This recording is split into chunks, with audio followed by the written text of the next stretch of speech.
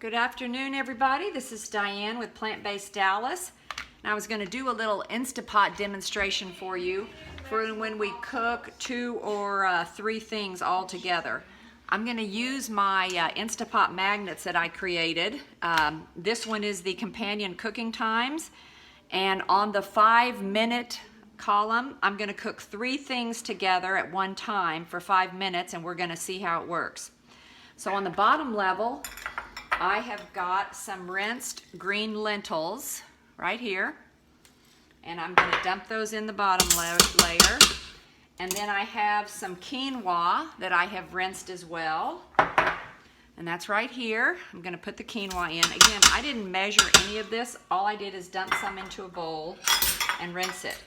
Now I'm going to add enough water in here to completely cover it because I know that I can drain and rinse any extra water.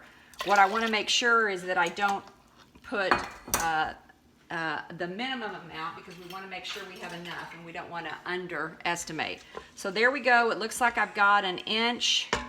I'm going to add a little bit more, 1.5 to 2 inches of water for my lentils.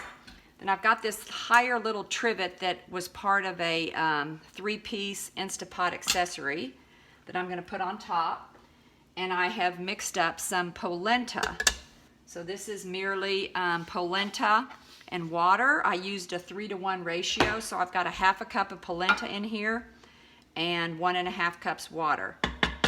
So 5 minutes, we should have all 3 of these things done. And if I had some sliced carrots, I'd put those even on top in something like that, but I don't have any sliced carrots, so we're not going to worry about that.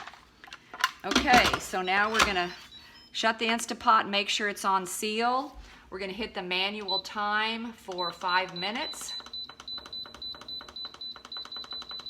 And then we will let it go. I'll do a separate video when we open it up. All right, take care. Bye-bye.